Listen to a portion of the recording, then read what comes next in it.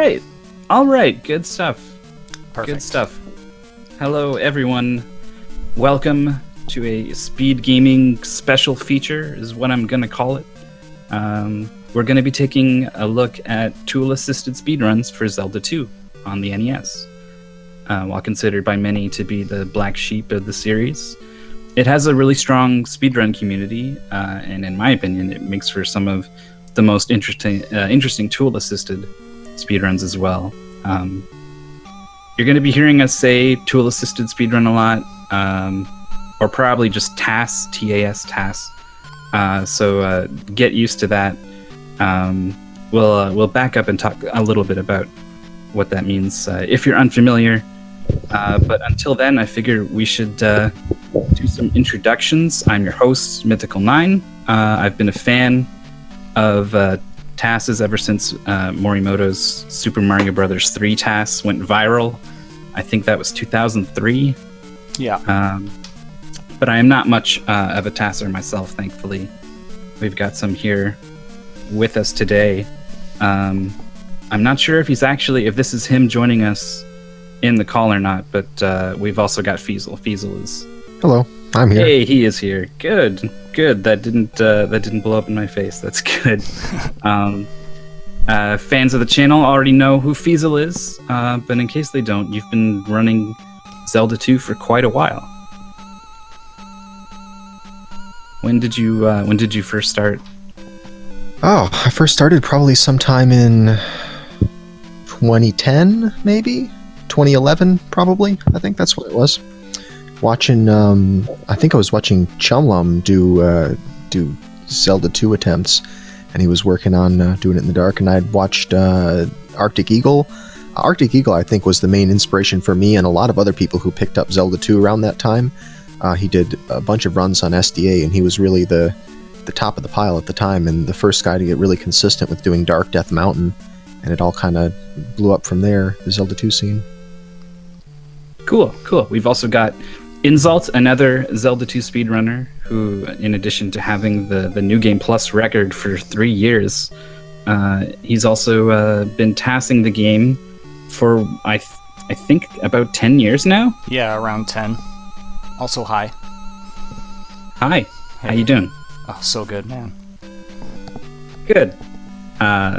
Who else is doing good? Jackamus, how are you? Pretty good, man. Yeah. We're just hanging out, playing Nintendo. Jackamus is also known as Rising Tempest on TAS videos. You've been collaborating with Insult on Zelda 2 TASs for a long time. What is that like? Well, it's actually been a while since I've done any tassing of any sort, truth be told. I remember the good days, though. Me and Insult just sending all these files back and forth, having some very questionable conversations in between there. You know, adult only. We can't really spill the details here. But it's pretty neat, actually, is what it is. Making a TAS is pretty fun. You're basically making a machinima. You're deciding how the character moves and acts. It's pretty cool. I like that metaphor.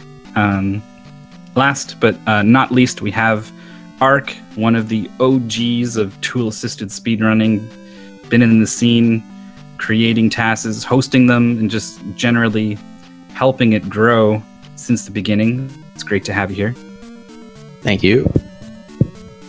Before we get into Zelda, I thought it might be good to talk about, what exactly we mean by a TAS or a tool-assisted speedrun. Well, tool-assisted speedrun is where we just try to make the most perfect movie that we can, most entertaining movie that we can. Usually that means fastest time possible, and we use a lot of tricks that usually you don't see. All right, so we are going to see them tonight. Zelda 2 is one of those games that has a bajillion categories for speedruns, but things are a little simpler when it comes to tool-assisted runs, though I bet it's probably not so simple deciding which category should be a category and which shouldn't. I guess we'll talk a little bit about that, I guess. But there are 3 runs that we're going to go over tonight. We've got warpless, warps, and glitched, where things get really fun.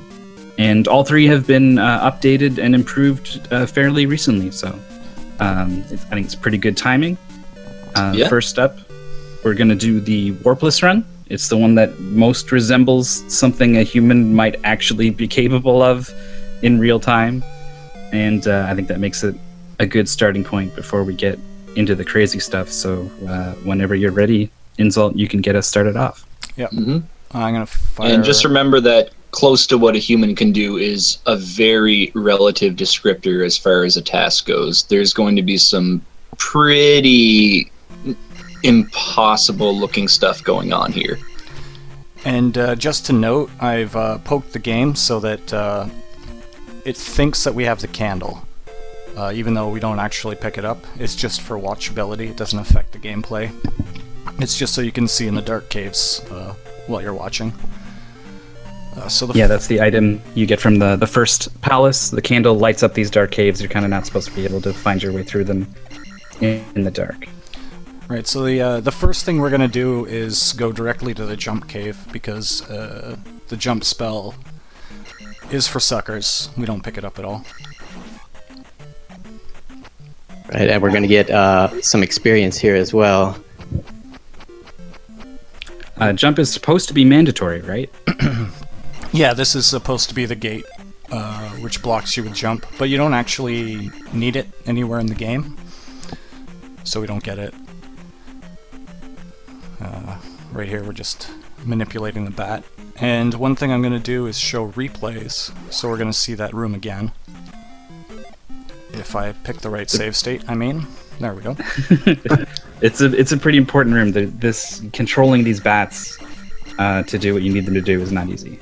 So it's a 50-50 chance which way that bat's going to go each swoop? Is that how it is? Yeah, it's 50-50. It works out, luckily, that the first 6 or however many swoops are to the right if you get there frame perfect, and the last one you just have to wait like 1 or 2 frames or something, so it's pretty convenient. Yeah, that's really hard to pull off in real time. You have to be almost exactly precise. Right. The jump itself is extremely precise, the jump into the bat. I would think that the easier thing to replicate in real time would almost be the bat manipulation rather than the jump itself. Are there other places where you need jump, or is that really the one thing holding you back from doing jumpless in real time? That is the only thing holding you back. It really is. Like, you're supposed to use jump to get the downstab, but you can just use fairy there. And the TAS uses a certain route in the Great Palace, which is helped by the jump spell, but you can just use the normal route. Something like 2 seconds slower than the TAS route. So the TAS route goes an alternative way and bounces off of one of those moose heads to get off at the top of the screen, right? Yeah, exactly. But we can't do that in this version. We'll see that when we get there. In whatever it Yeah, is. it's kind of neat. Yeah. So what happened in that town? We just got our life refilled so we could have beam sword again. As you'll see as we're going through the hammer cave, beam sword is very very useful. Now this room lags a ton if you leave those moblins alive. I'm surprised I didn't see any lag going through there this time. Right, I had to make sure that we avoided lag, but in this room here, I spent some time trying to get the lag out, but right there you can see there's a couple lag frames. But actually in the end it doesn't really matter because we discovered the death cycle made it irrelevant. That's mighty convenient, gotta say. Yes, it is.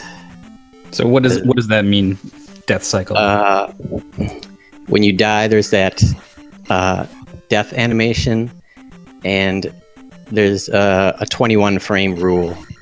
So if you die, say on 1 frame, and then maybe if you die 1 frame later, it could take a whole 21 frames to restart.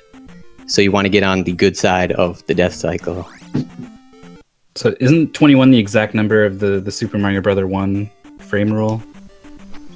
I believe so, yeah. I think so. Yeah, that's actually a really good comparison because I think a lot of people are actually familiar with that frame rule. It's a fairly popular speedrunning game. They use a nice metaphor of there's a bus that leaves the station every 21 frames, and you need to be there to catch the bus before it leaves. So now I guess there's a death bus. Oh, that's dark. But yes, there is a death bus. So far this hasn't slowed down one bit in Death Mountain anywhere, as far as I can tell, right? There was a tiny bit, like 2 frames or something. Where was that? The second room? Yeah, just a couple of lag frames when the Guri was on screen. But yeah, something that you see here in the TAS that you would never do playing this game as a regular human being is you're kind of ignoring most of the dares until just now, and that's because a TAS, as we're going to see later on, really doesn't need a whole lot of attack levels to kill things quickly. Right. The leveling in a tool-assisted run basically sort of dictates what enemies you kill, and it winds up that you don't really need to kill very many Dyers at all. And I remember that pea bag I got way back in the jump cave made it so I don't have to kill this Dyra here. yeah, Damage boost into the hammer. and I mean, once we get downstab, you can kill enemies without slowing down. But for this section of the game, you have to hit them with your sword, which every time you do that, it slows you down a little bit. Well, it completely reduces Link's momentum to 0 anytime you hit something with a regular sword attack, unless you kill it. So, yeah, when you get the downstab, you can just fly right through everything, either just by abusing a really quick jackhammer or another trick that we'll explain whenever it comes up later on. I think we're calling it the dong stab these days. Oh yes, Right. the dong stab. Alright, so we just used an up and A to restart. This category has deaths and up and A. Up and A is just a forced game over, basically. So a lot of this game is going towards your goal, doing your goal, and then using up and A to get back to the start and walk to the next thing.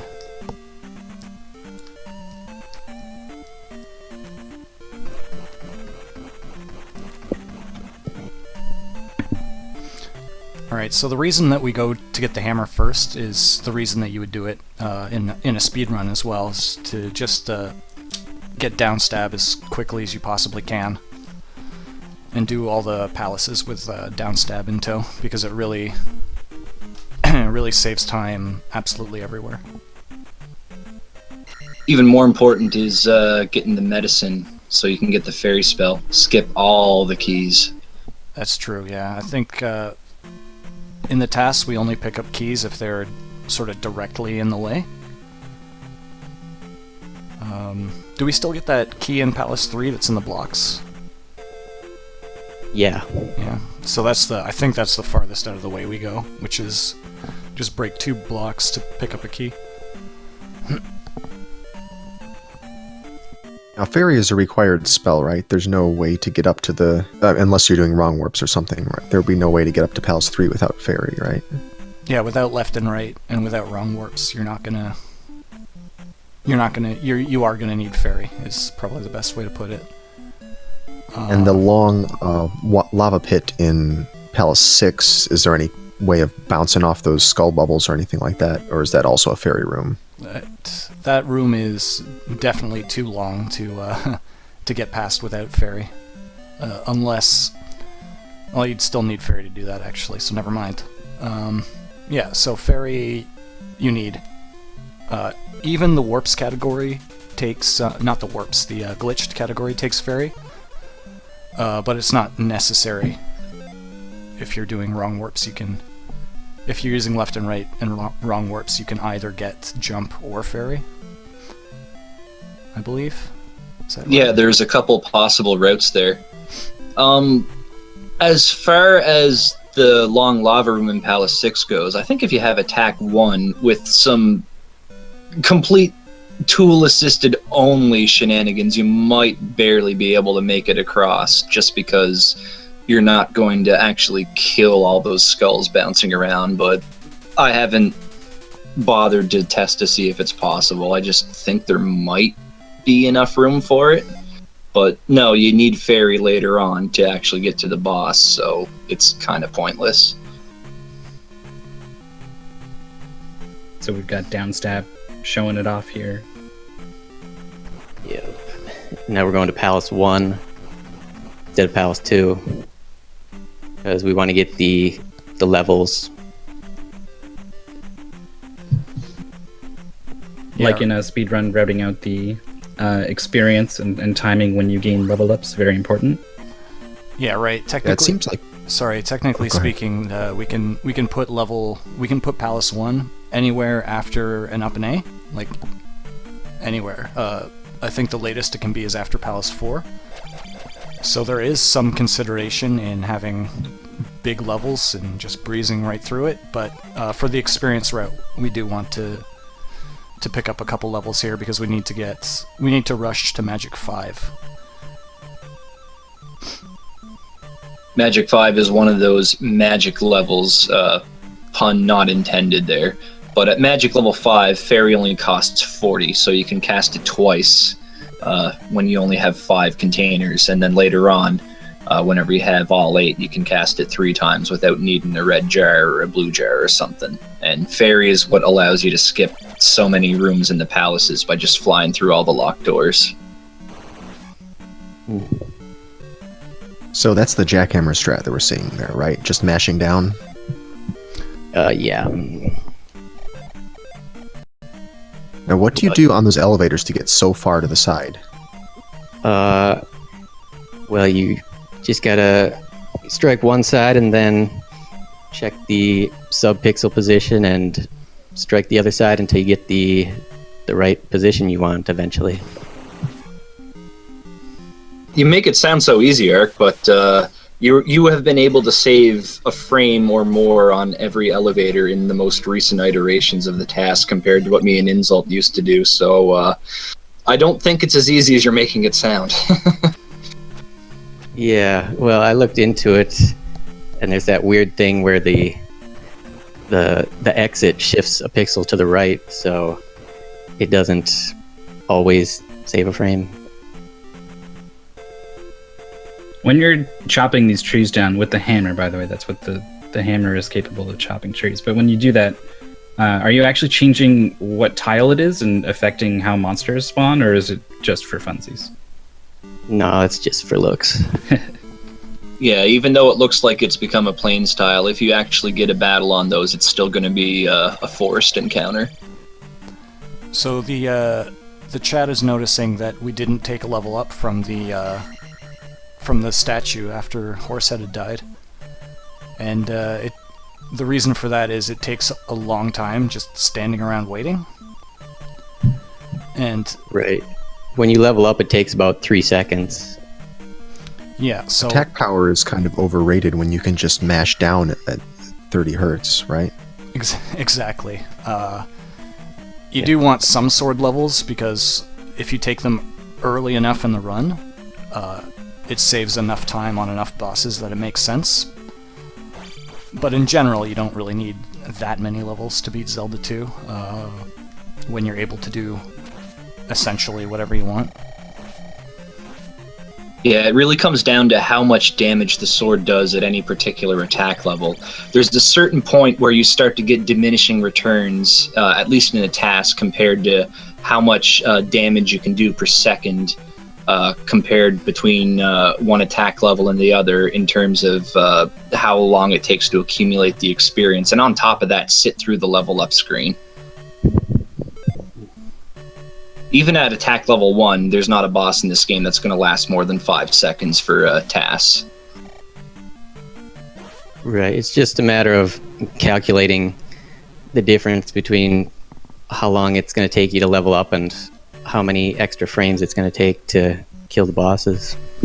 So we're going to watch this glove room again because I think the death abuse here is really cool. It gets on the good side of the 21 frame rule, and also it shows off that you're able to continue moving after you've taken the hit that should kill you as Fairy. So what Ark has managed to do is manipulate the Iron Knuckle into stabbing you with his sword as you pass, and then moving into the glove and dying right away, like as fast as possible. That was one of the big savings between his movie here and my recent version, or my last version, sorry. I can't remember exactly what it was, but it was quite the large savings compared to what I had done. Which was take the glove and then move back, yeah. Go ahead, Ark. Yeah, it was about 2 seconds. Ah, okay. Yeah. I mean, 2 seconds doesn't sound like a lot, but in a TAS, it really, really is. Yeah, I remember some of the earlier versions that we did, we were focused on just taking no damage at all throughout the entire game. But then it got to the point where it's like, well, we can save a few frames in this room by just casting Fairy and flying right through this skull or whatever. So it's like, well, at this point, if you're taking damage, you might as well abuse death. How much more time can you save? It's just, how the routes changed over the years. But it is really cool to see in practice, I gotta say. Are you able to get those hits on the Iron Knuckle without losing your horizontal momentum? That's the dong stab. It's not enough to explain what is happening. Okay, so how that works is you basically need to have it so that on the last possible frame, like the last frame that Link has his sword stabbing outwards, you hit the enemy and hold down at the same time. Instead of treating it as a horizontal stab, it treats it as a down stab, so you don't lose momentum, you keep going. And on top of that, it lets you effectively jump off of the sword strike so you can stay in midair. So the trick that the TAS uses there is it swings the sword backwards, and then at the last frame that the sword is out, it turns around and hits the enemy while holding down. Link jumps in midair, turns around again, stabs behind him, and then does that exact same trick over and over again to just fly in front of the Iron Knuckle and defeat him without losing any speed whatsoever. Wow. That about covers it, yes.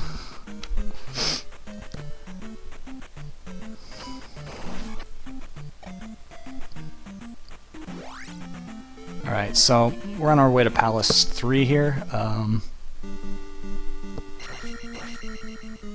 suppose... Yeah, there's a manipulation that you didn't really see, but you saw in the overworld we got the fairies instead of the enemies. It was just a matter of delaying a few frames. We're going to see much more of fairies later, but I guess for now we can talk about the history of the site. TAS videos? I guess so. That's okay with everyone. I have here in my notes that in December of 2003,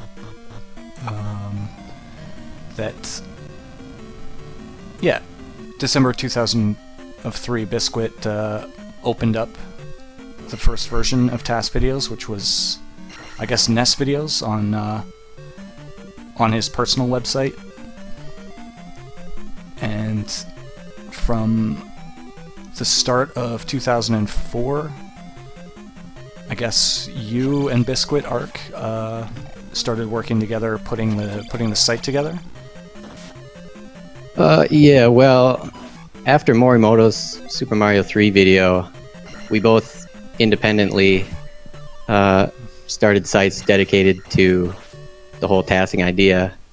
And then once we found out each other's sites existed, we started working together and basically created the TAS community. Yeah. So then in 2004, I made my first Zelda 2 TAS, and that was on the FDS version because the old Fantasia didn't properly play the US version. I always called it Fantasia. But TAS I like that it got worked in there. Yeah. But that was it's an emulator basically. Nowadays we prefer FCEUX, but back in the day that was kind of the only emulator around that had this recording and re-recording feature. Yeah, back in the battle days, we had to make tool-assisted runs at 3% speed only, and you could only load your save states in order, so you couldn't just go back to anywhere. It was... I worked with Fantasia. I joined the site in late 2004, and I made my first few runs on Fantasia, and once FCUX had TAS capabilities, it blew Fantasia right out of the water.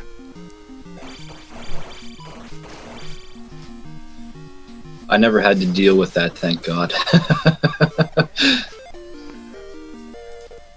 Alright. So, Palace 3 is in the books. We've been kind of glossing over the boss fights, but we're going to look at one in depth a little later on in Palace 5.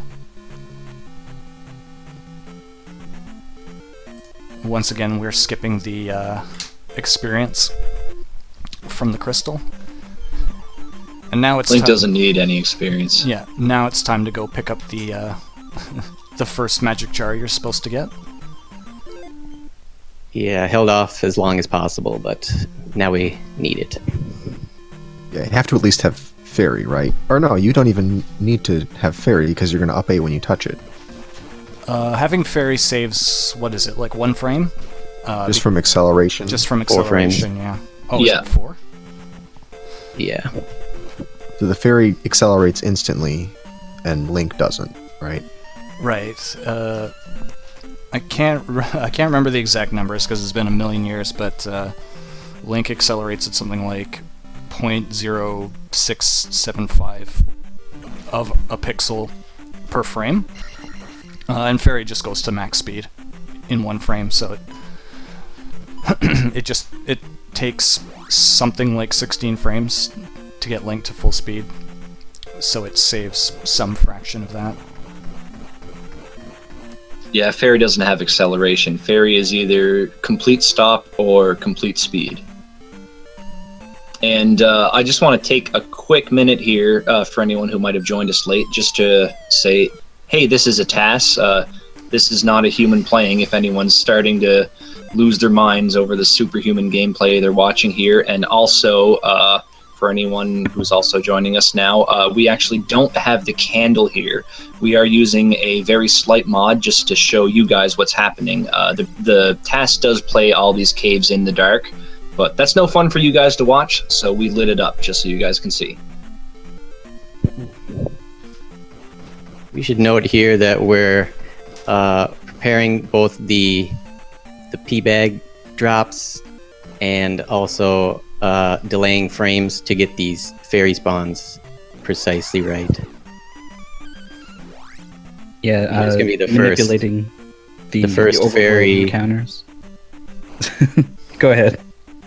Yeah, we're getting the overworld fairies on these encounter tiles, but you can't get it on all of them. I was So just you going to want say the that. fairy. Oh, I was going to say you want the No, fairy because yeah. it has a shorter screen. You don't have to walk so far to the left when you get a fairy encounter. Exactly. Yeah. But I guess you couldn't get a fairy for that second one within the amount of time that you would be saving by getting the fairy, right? You'd have to delay too long. Right. Yeah, Fat Rat Knight did most of the fairy work, but it seemed to be impossible to get every fairy for every encounter skip. Do you have an optimization algorithm that's actually going back to the beginning of the video, or is it kind of a local maximum that you're looking for there for fairies? No, when Well, you do the an- interesting thing about Zelda 2 is anytime that you use the game restart up in A, it actually resets the RNG. So in this particular case, it wouldn't be going back to the start of the video. It would just be going back to the walk from the Northern Palace. Right. So there's limited stuff that you could do to manipulate, say, a second fairy there that would not take so much time as to actually be faster than just accepting the small standard random encounter and just walking through an extra little bit of screen to get back on the world map there. Is my understanding of it, but Ark or Insult could correct me if I'm wrong there. Well, that sounds about right. I know Fat Rat Knight, basically what he did was posted in the thread like, hey, I think we can get more fairies, and then like a week later there was more fairies.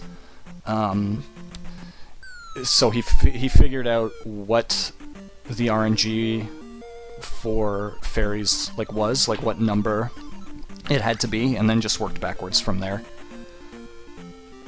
I don't think he did it, like he tested manually the results he got, but he generated the results with a little program and then tested the good ones manually to see if the fairy was moving in the correct direction or not.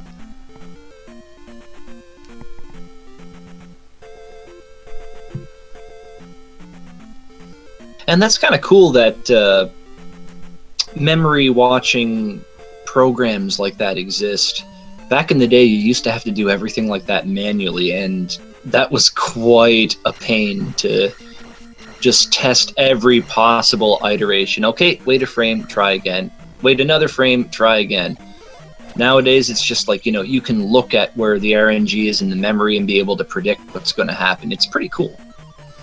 Yeah, like I called it before, what I used to do was, I guess, caveman tassing, where you just bash your head against the game until you get the result you want. It's a lot less work intensive, I guess, now. So we're blazing through this palace because we've got the pea bag drops to help us get the magic refills. Yeah, right. This palace is the reason you need Magic 5, basically. There's 4 doors in a row, and then Karok. And you have to figure out how to ferry through those 4 doors, and then how to have enough magic to be able to cast Reflect. We got all our drops lined up. Just come here and there's no problem. It's sort of one of the keys of experience writing in this game is Palace 4 and also Palace 7 in a way, but you already have what you need to beat the game now because of Palace 4, basically. Like if we could. Karok fight was amazing. Yep, Karok fight. So if we could stop getting experience after Palace 4, we probably would. Yeah, it would save time. Even canceling a level takes 29 frames, 31 frames, I forget which one it was. It was something like that, but it's basically canceling a level that costs you half a second. So it's like, well, you might as well take the attack level, I guess, because you at least get some of that time back by doing more damage, but you really don't need any more levels at this point. You got everything you need to finish her off.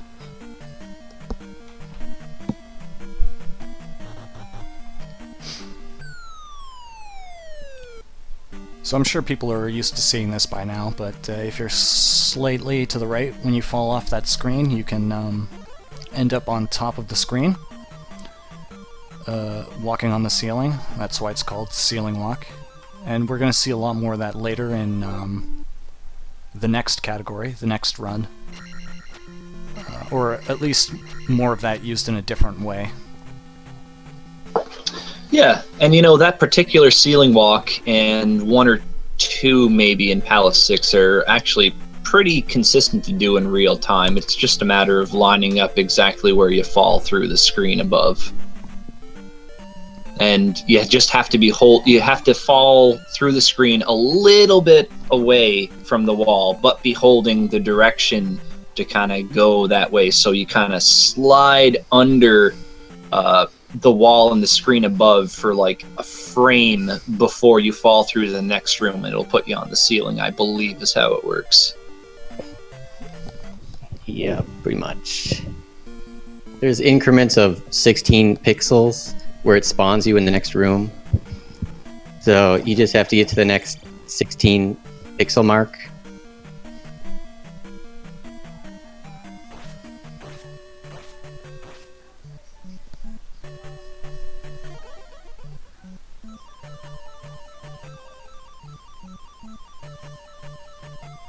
That room with the snakes looks pretty cool. And that's totally just aesthetic, right? Right. Yeah, most of the stuff that happens when we're just walking is for show, for fun.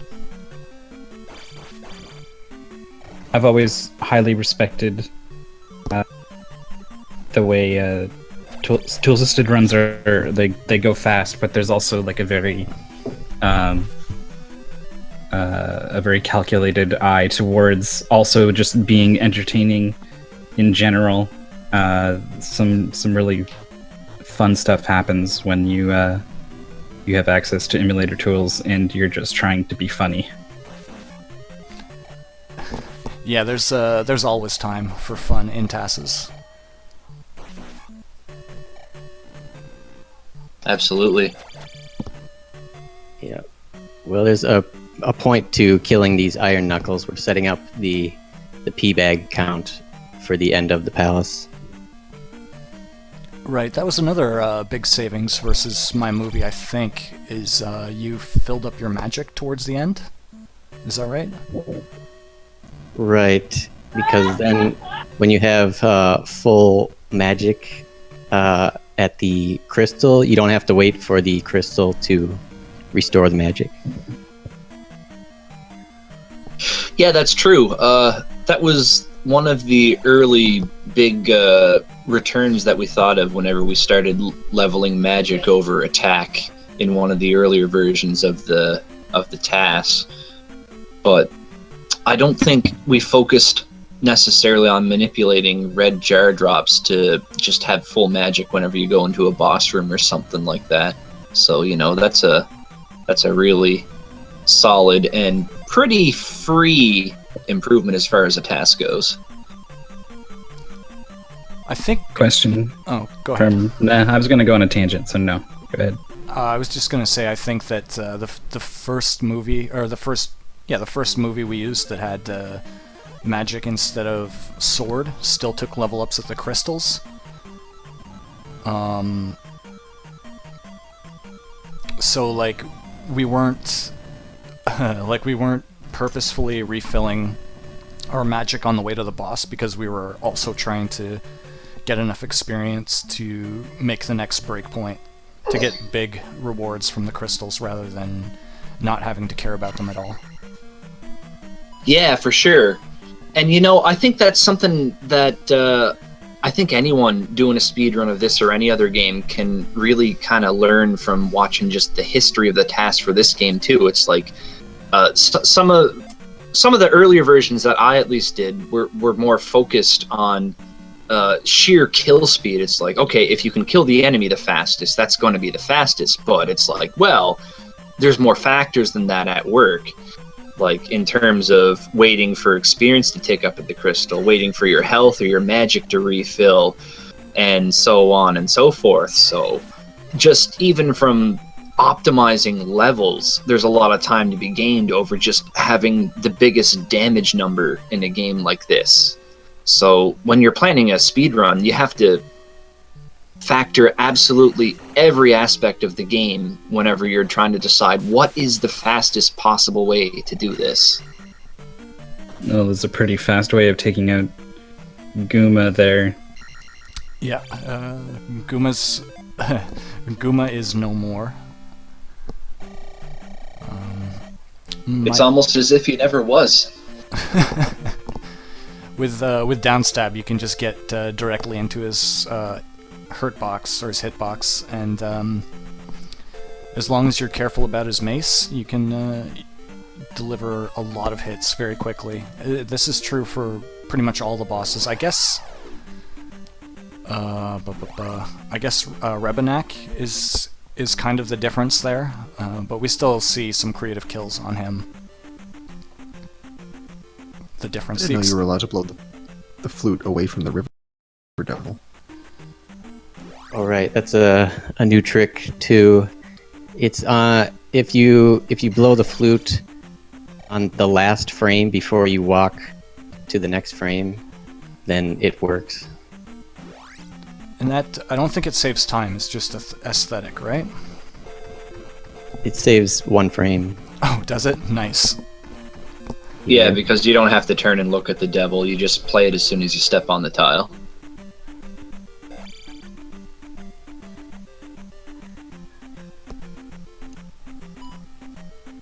So, Ark, I just want to ask, just out of curiosity, are there any hidden Morse code messages in your destruction of trees on this run? Sorry, there aren't. Okay, that's okay. I was just kind of wondering because, you know, that might have happened in an earlier version of the TAS for this game. I'm not going to confirm or deny that. Yeah, I usually put those in. You know, for fun. I don't think anyone has ever mentioned it. And neither have I, actually, so... Nope. I remember we deliberately hid a couple of those, but no one ever, you know, got a hold of me and said, "Oh man, you hid this word, or this phrase, or whatever it happened to be." So there you go, you know, everyone in chat, go watch every previous version of the TAS for this game. You might find hidden messages in the cut down trees now. One of my favorite secrets of that nature was I can't remember what game it was, but it would also complete King's Bounty with the same input. Romance of Three Kingdoms? Was that it? Yeah. There was just enough lag frames and stuff that it could, the multi-purpose. Yeah, there's a Lolo run that does Romance of Three Kingdoms, I think. There's probably others. Wow, those are very different games. That is a fun fact. Alright, so I do have some save states for Palace 6, so I'm going to replay a couple of rooms in here when we get there.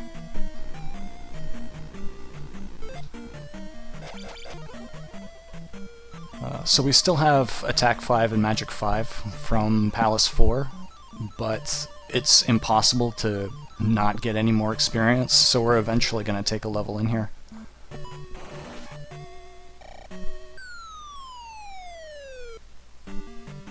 We have some questions in the chat about RNG, and yes, RNG is deterministic, so if you press the same buttons on the same frames every time, the same results will happen. And that's why tool-assisted videos work, because fundamentally all a tool-assisted video is from power on with no previous SRAM for the game, no previous saves or anything of the sort. If you press these exact buttons at this exact frame, this is exactly what will happen every single time. Unless like what you're watching here, you're not watching a WMV or a .avi or anything of the sort. This is just a 56 or so kilobyte file, which is just all the button presses from power on for this particular game. And if you hook these, if you were to program these button presses into an NES controller on your NES, you would watch the exact same playthrough of the game. Console verification has been a thing in the past couple years, playing back emulator files on actual consoles. Has this run been verified? Yes. With console? Yeah, they verify all the Zelda runs. So we're gonna actually watch this Rebenak fight a second time, because I guess Art can explain it. Slow it down just a little bit there. Oh, okay, yeah, good call. I'll slow it down when we get there.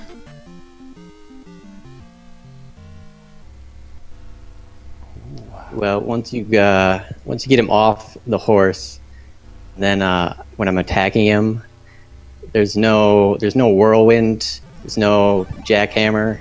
It's just if you get the right exact position, it hurts him every frame. He's just gone. And then you steal his horse. Yep. That's why you. I'm curious. Ark, do you know why?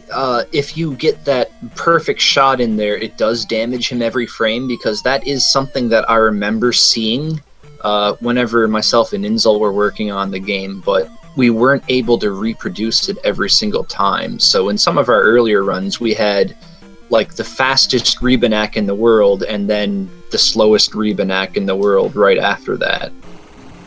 Yeah, it's just you have to be in the exact right sub-pixel position. Another boss bites the dust. Indeed. Boss fight. Yeah, so we're gonna. I have a save state for this one too, for sure. We're going to see this one in slow mo. Right. This is 16 hits on him, I believe. Yeah.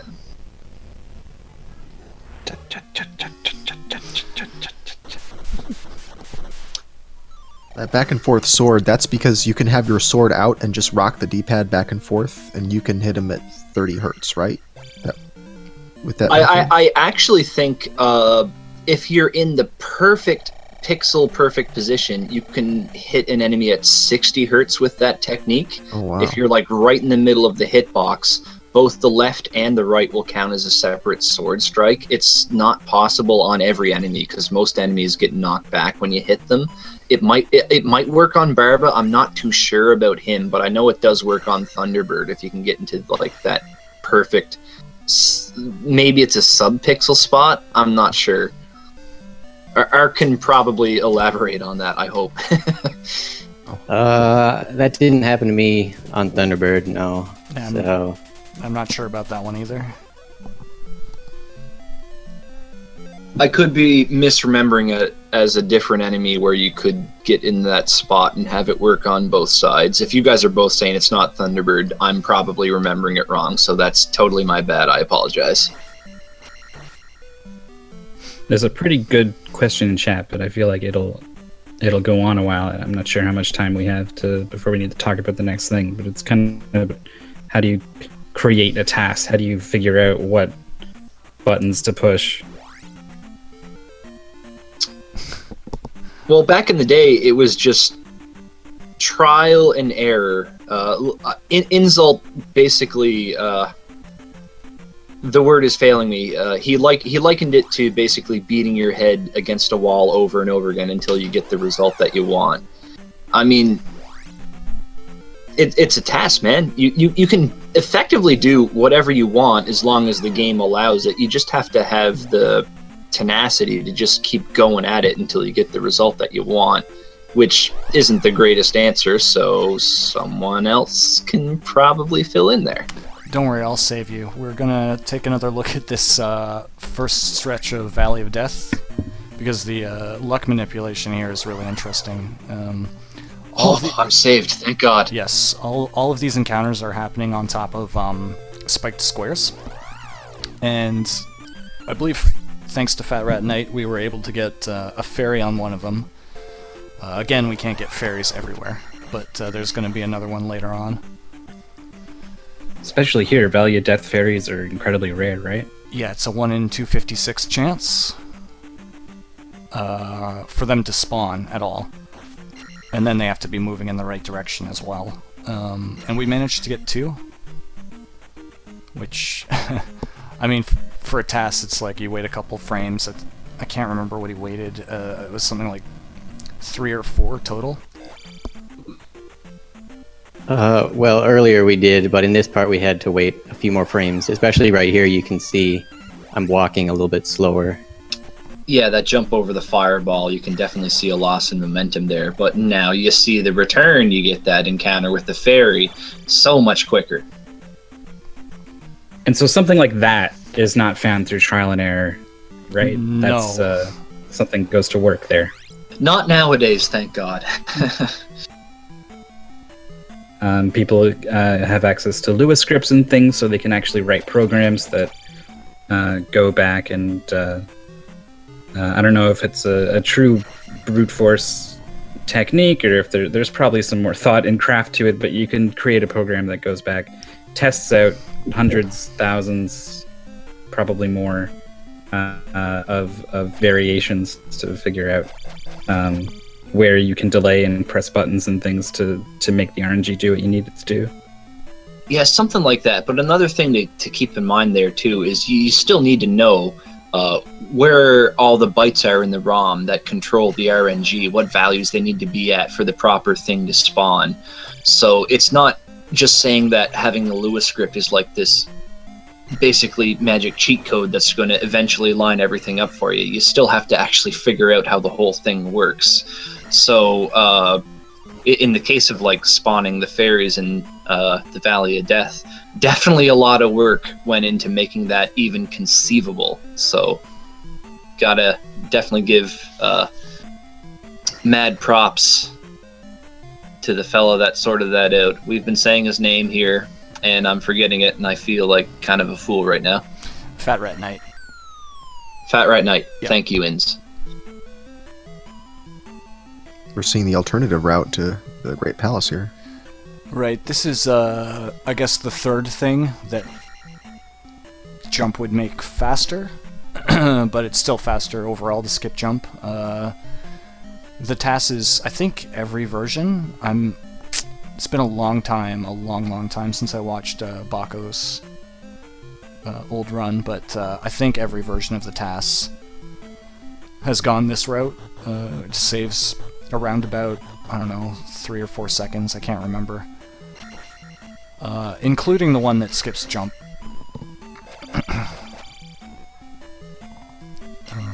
Do I have a... No, that's the other movie. Okay.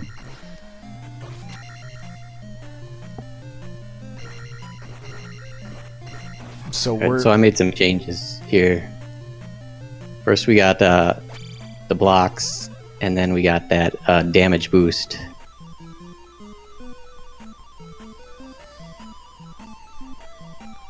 The damage boost is in the Warps movie, I think. Right. Alright, so here's the wall. We don't have jump. What are we gonna do? So we're definitely... You can see him Yeah, we're... like slow down, and when you know a tool-assisted run is slowing down, like you know something's about to happen. It's doing that for a reason. This reason ends up being pretty good. Yeah. So there's a lot of stuff going on here. We're using dong stabs to bounce up off the heads, and we're stabbing the wall to adjust our speed. And we get over. It's, Don't try this at home, human beings. yeah, it's quite the trick. It's hard to get even with the jump spell, so without it, that's just insane. Well, if you have the jump spell, the TAS actually doesn't have to lose any momentum at all to get through that room with some clever use of the sword beam. It's just, when you don't have the jump spell, you really have to get inventive, so you have to have those heads in the proper position to get up there. I mean, a human being is going to bounce off of the heads with a down stab, but a TAS just...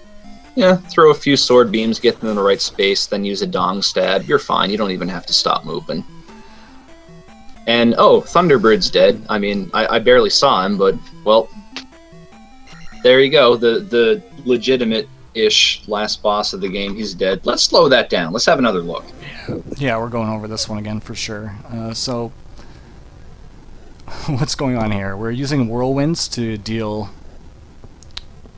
3 damage per strike, and then forward down stabs, dong stabs to bounce up to keep at the same height that he is at. How many hits at attack 6? 16. 16, okay. So the last hit of each whirlwind becomes a dong stab, right? Because it has to be the last frame. Yeah, it has to be the last one. Because you're hitting him on previous frames, Link doesn't have any actual momentum going forward or backward, but that's pretty inconsequential with Thunderbird. You just need to stay in the air to just keep swinging away at him. Okay. And then the Dream Dark Link fight at the end. No blocks or anything.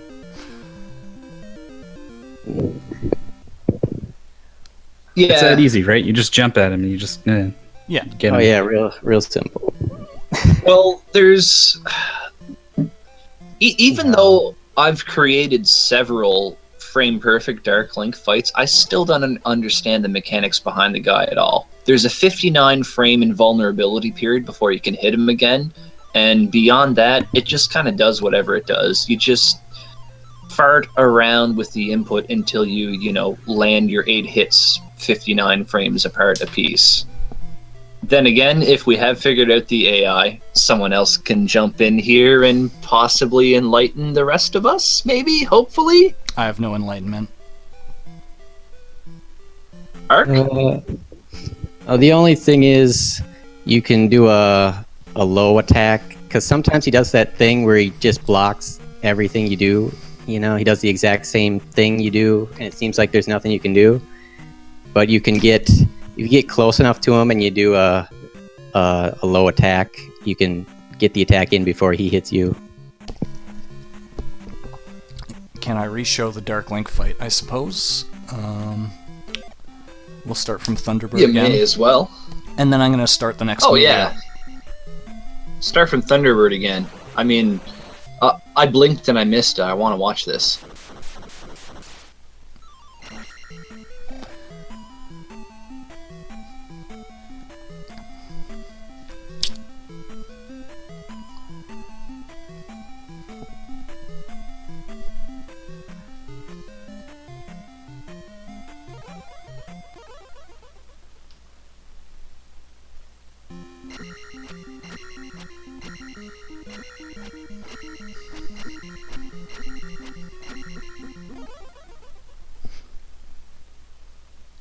Very nice fight.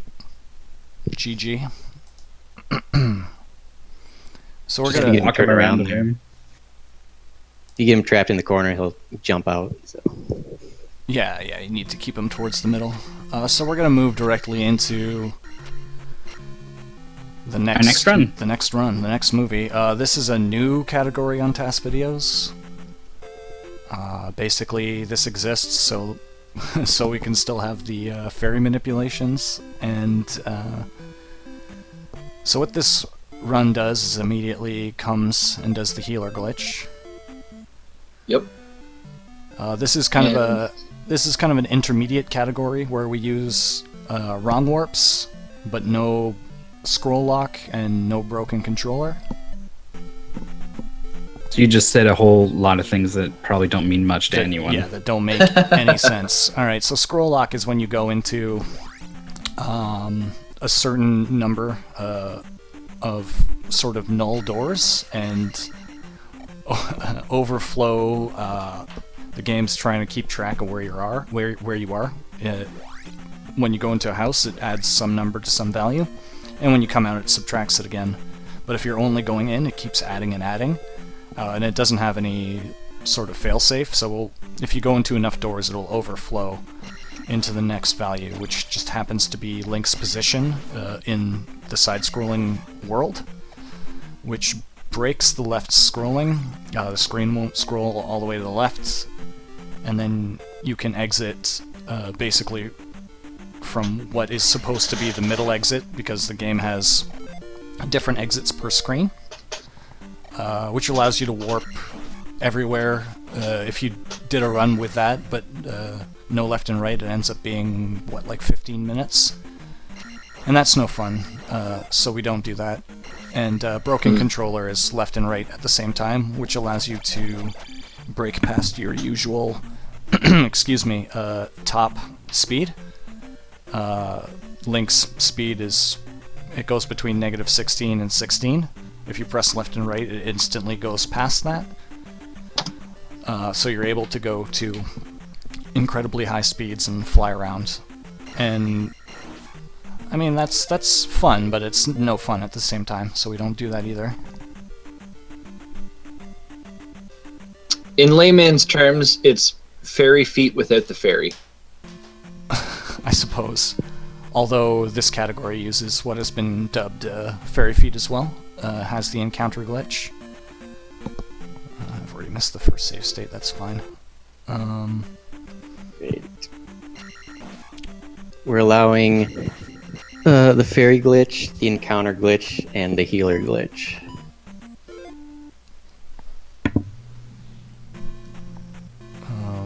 Okay, so we are getting the jump spell on this one. Yes, indeed. The first thing we do is go pick up the hammer through the back door using the healer glitch, and now we're gonna go get jump. I can't remember off the top of my head what the reasoning behind getting jump is. Arc? Because we need it for Thunderbird skip. Right, thank you. Ah, right. Yep, you got to be able to jump high enough to cast Fairy and just have the game go, I don't know what's going on right now. Alright, so that's a good question out of the chat. The candle, I've just poked the game so that the game thinks we have candle, even though we aren't picking it up. It's just for watchability. It doesn't affect the gameplay in any way. Poke means you made a spot change to the memory, right? You adjusted some value in the memory to make it think that you have the candle, even though you didn't acquire it. Right. There's just one memory address, I guess, that's either 0 for no candle, or 1 for candle, and I just poked it to 1. Yeah, just changed it to 1. It's more or less a Game Genie code, I guess. That's a good way to describe it, but you know, this isn't like cheating in the sense that, you know, Link can do more damage or take less damage, cast more spells, etc. Like, the only modification is so that you guys who are watching this can see inside of the dark caves, because otherwise you'd just see a black screen, you'd see Link, and you wouldn't get to see all these enemies jumping around, trying to fight him and stuff. It's more interesting for you guys. That's what we thought anyway. So I realized I completely missed, I had a save state for the encounter glitch on the bridge that happens quite a while ago, so we'll just have to bring that up next time we get to one.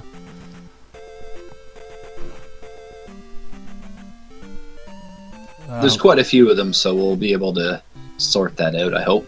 Oh yeah. Just the, I guess the short version is, if you cross the screen exit by like 1 pixel, and then turn around and walk in the other direction, the game thinks you're using the exit on the other side of the screen. And this only works for, I guess you would call them spike tiles on the overworld that have one-way exits. One thing I'm curious about, though, and that's because I, had nothing to do with this TAS, and I still don't quite understand how it works. Now, is it you have that 1 frame window before it goes to the overworld to press in the opposite direction, or do you need to lose all your forward momentum as you exit the screen so that Link's effectively stops outside the screen but not far enough to go to the overworld, and then press the opposite direction? So it's my question is, do you have to lose all momentum and then hit the other direction, or do you just have to hit the other direction whenever you're between the boundary? I'll let Ark handle this one. Sure. Yeah, you have to be, say the exit is at X position 240. You have to have almost no momentum when you get to 240, and then you have to go back and cross back to the 239 on the exact right frame. Okay. That's kind of how I thought it works, because that's why everyone uses Fairy for the glitch. If you could do it the other way, you would eventually get lucky just by mashing, say, right if you were going left, or left if you were going right on your control pad. With Fairy, you stop dead as soon as you let go, so if you're just doing those 1 frame taps, you'll be on the border, you won't be moving. Then you can hit, say, right if the exit was left, and then appear on the other side of the spike tile. Right, it's a lot easier to do it with Fairy. What I do is, when you press A and B at the same time, you instantly stop. So I just do that, and then press left, press right, and that works. have a question about that magic jar. If you're going to do Thunderbird skip, you don't need thunder, so you don't need all the jars. Is that right? That's Right. correct. I think you only need 6 jars for this route. Is that right? Right. We need 6 jars because you can't take reflect unless you have 6 jars. Okay, that's right. That's something. Yeah, it's a little tough to realize if you haven't actually tried to task it or do things out of order. But whatever slot number that spell is in, you need that many magic boxes to be able to even acquire it. Yeah, I think technically right now we have enough boxes to beat the game, but we need more to later on be able to pick up reflect. Yeah, this category still needs to place all the gems. You got to be able to beat that Karok fella. Need reflect for him. So once again, we're doing Palace 1 early on, basically because the experience route says so.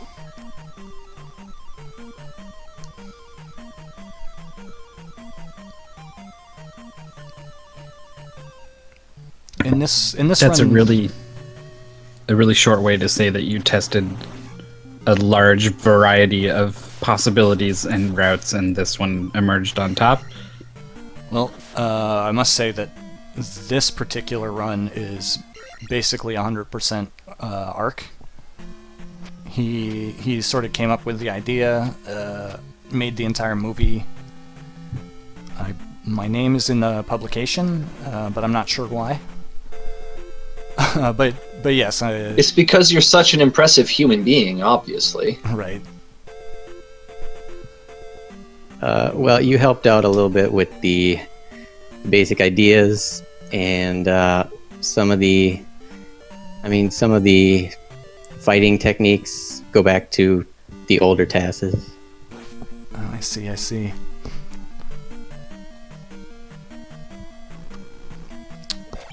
One thing I know that this movie does differently, just on account of being able to skip certain things that the longer run can't skip, is the leveling is quite different.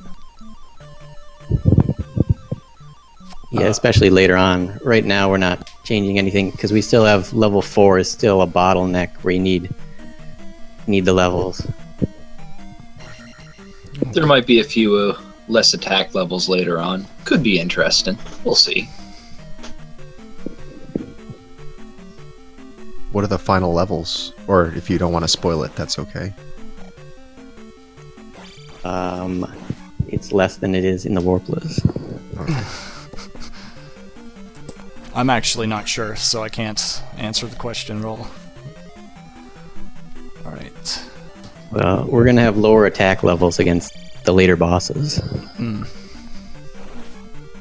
Which is great, because you get to see the boss survive for like maybe 15 more frames. Right.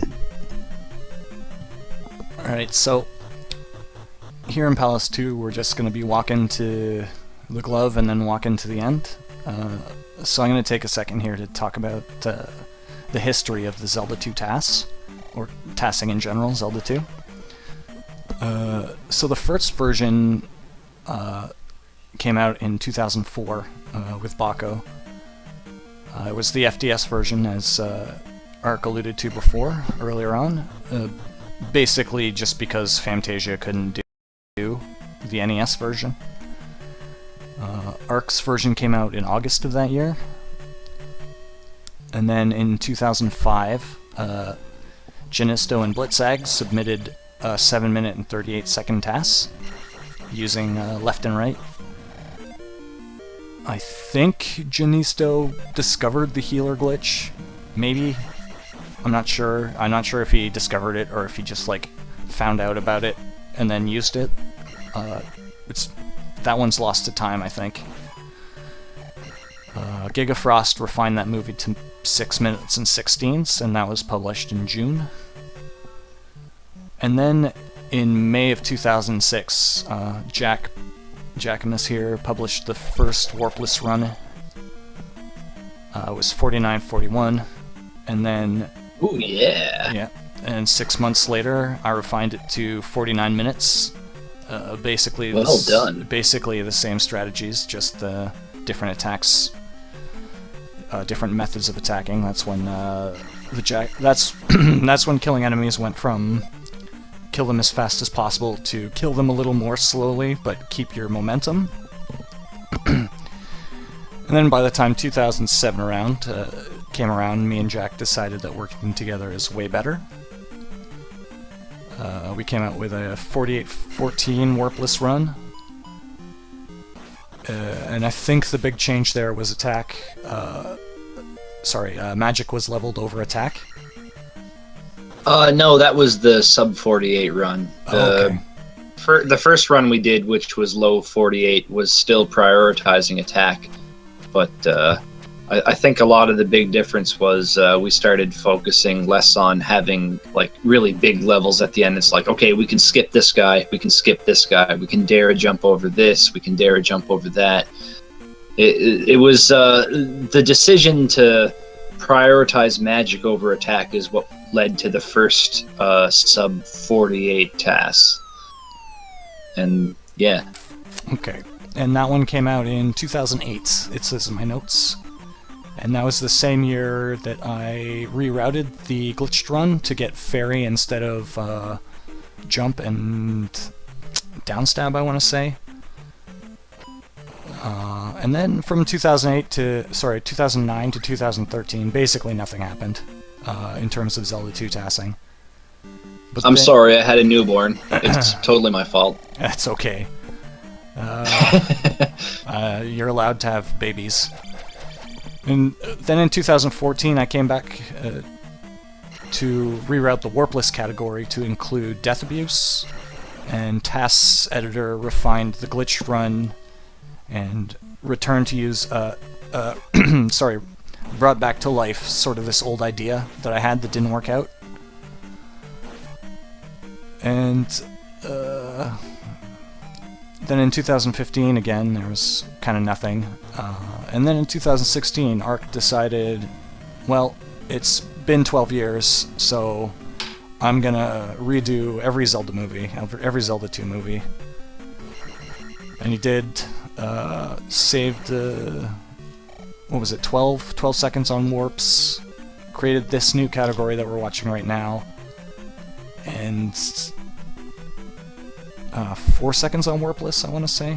My notes are wrong, so I'm not sure. Well, Ark just had to come around and put the both of us in our place. We're just rookie tassers compared to Ark. He is the master. We just tried to fake our way through it until someone better came along. That's the way I look at it. But man, you can't argue with the results. Look at this. This is awesome. Right, thank you.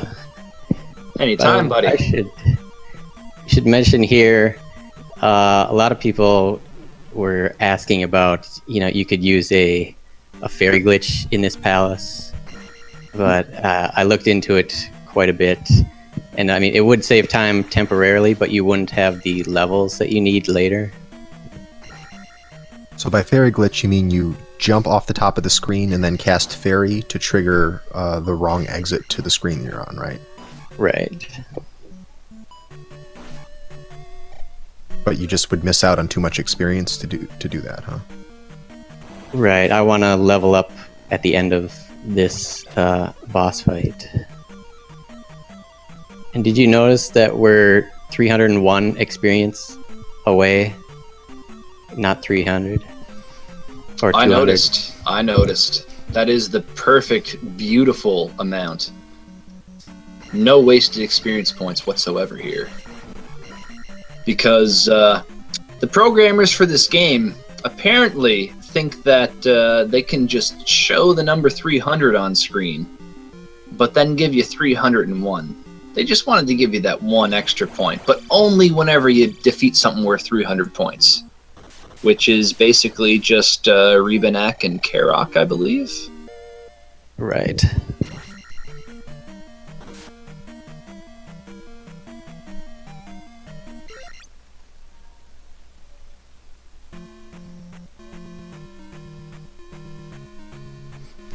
So we're at 3-5 right now, and we're not going to take another level. That takes too long. I mean, this is a task. We got to go fast.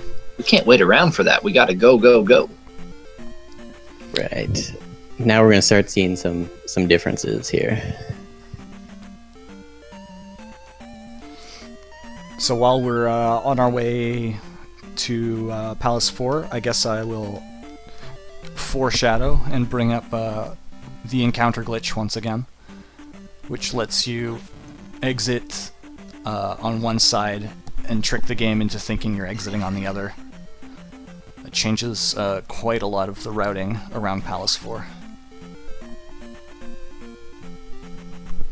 Oh my, yes. Typically, you would want to avoid all those forced battle tiles on Maze Island. But when all you have to do is turn around and do some, TAS finagly kind of stuff, you just walk right through all the squares. It's going to be kind of great. It's going to be coming up, well, you still got to go get Reflect, but we'll see it soon enough. Taking a very different route than a human being would take through here. But it is faster than walking all the way around and avoiding all the battles. It's going to be pretty cool. Yeah. So See, now we have to go get the magic container because we need 6 to get Reflect. Right, and we skipped the one at Death Mountain because it takes too long to walk out of the room with the hammer and then walk all the way through that cave back to the magic jar. And alternatively, it takes too long to go around the long way, go across the bridge, even with the encounter skip, and then go through a forced cave, and then walk on the overworld to get that magic container. So it looks a little strange to go out of the way to pick up this one thing to get the Reflect spell, but trust us, that is the fastest magic container to get. Yep, now we don't care about the fairy manipulation anymore. We just walk right through there. Yeah, no need even for that. It's faster just to turn around and, okay, we'll just slow down and press the other direction. It's cool. Boom. Done.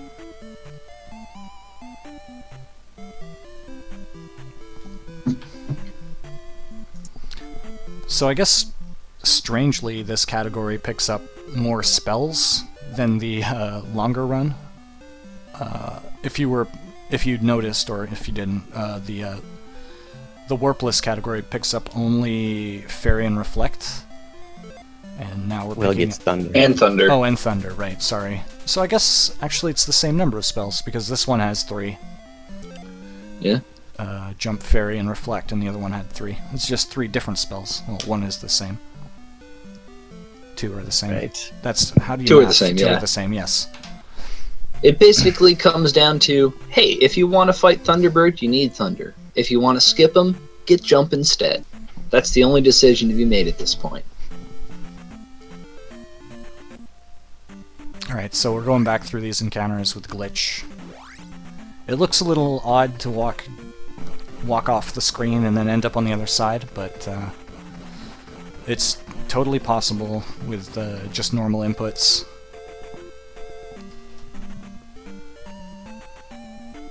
It's not easy with normal inputs, which is why the glitch is affectionately known as Fairy Feet, because with Fairy, it's very possible for a human to do, but the way that the momentum works for the character, it's nigh impossible for a human to pull this off even remotely consistently, just as Link when he's just kind of sliding all over the place there.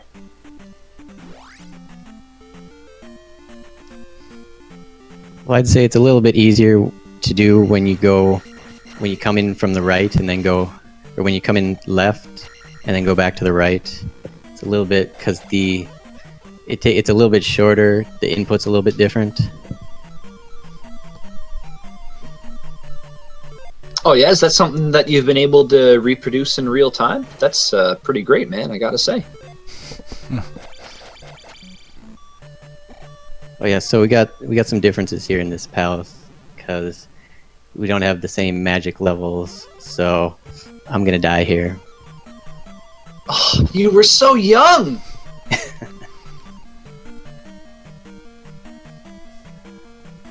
Oh, it's okay. You had more lives. You'll be fine. So, I mean, taking a death costs around about 8 seconds, but the alternatives are sort of not possible because you know... There's nothing to kill for a red jar. There's no easy red jar to get from a statue or whatever there. You basically have to kill yourself. I mean, I hate to be the one to say this, but sometimes suicide is the answer. Speed Gaming would like to reiterate that suicide is not the answer. So another typical... Oh, that long distance reflected shot on Carrot. Yes, but he got it at the last moment. Another typical Karok fight that you see all the time in RTA. Yeah, every time. Just 8 shots, 8 reflects, last one frame perfect. Nothing to worry about there. We see it all the time. For anyone uninitiated, Karok is horribly random where he teleports around. Very often, depending on where he is and where you are and where his shot is, you won't even be able to hit him. So a speedrun just ends up going into the corner and praying he cooperates. How do you manipulate Karok's position? It's based on more than just what frame you first entered the screen from, right? No. No. Oh, it's not. So you just have to hope for a good fight before entering the room. Yes, basically. The frame that you enter the room completely determines everywhere he's going to appear until the end of time. So, but the thing is, in a TAS, you already know where he's going to appear, so you can just manipulate the fight to kill him in 8 reflected hits, basically no matter what he does. Oh, so you don't have to set up specific RNG for that fight, you just have to know where he's going to be. Yeah, exactly, because the moment you enter the room, it's completely decided. So it's just like, okay, I know where he's going to be the first 8 time he appears. That's all I need to beat him. So it's like, okay, like in the fight that we just saw, you might have a situation where you reflect a shot and it takes a while to hit him. But as long as that 8th shot that you reflect hits him on the first frame, you still have the fastest possible fight. So there's nothing to worry about. Oh, great. Yeah, it's more of a puzzle than anything, just figuring out where you need to be to reflect the 8 shots and hit him every time. Which is actually pretty fun to kind of sit down and TAS out. I don't know if that's the proper lingo all the cool kids are using these days, but something like that is pretty fun to just kind of sit down and figure out, okay, I know these 8 positions. Where do I have to be to hit them all? Or at least to hit the last one as quickly as possible and have the other 7 land, kind of thing. It is kind of fun. And of course you want it to look cool too, so that's another layer. Yeah, you just have to have Link do a few disco poses in between reflected shots, which he sadly doesn't have an animation for, but trust us guys, we put the input in there, you just don't actually get to see it happen.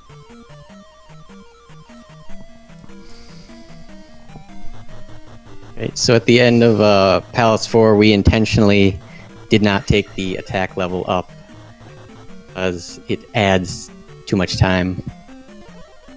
So we're going to stay at level 3 attack, and that's going to make the Guma fight last a bit longer. Just a bit. Just a bit. I believe... Huh. That's weird. I don't have a save state for Palace 6, Rebo 2. But I have save states for every other boss, so we're gonna watch them twice. We can just remember to make one for Rebo 2 when we get there. Memory. I'll try. We'll all try.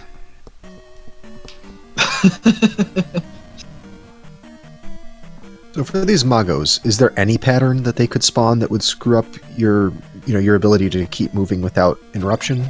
Or can you just make do with whatever pattern you get, regardless? In a TAS, you can get away with wherever they spawn. It doesn't matter. They're either close enough to you that you just jump and hold down and you're fine, or they're not close enough to you where you can land a down stab on them, but they're far enough away that they damage you. But it's just like, oh, you can use a dong stab. You're fine. Like, it doesn't matter. I don't understand how the Magos work at all, but it's much like Karok, where once you enter the room, the pattern they're going to show up is consistent, so you can just redo the room until you don't have to lose any momentum, don't have to get hit to get through there. It's not a big deal. You've got the tools to cover all the options, basically. Well, the only time was in this room. In the previous run, I couldn't take any damage, so I needed to delay 1 frame before I went into that room because Mago was at the elevator. Oh yeah, that's a little different. If they're at the elevator, I mean, you're a sitting duck right there. So yeah, that's completely fair.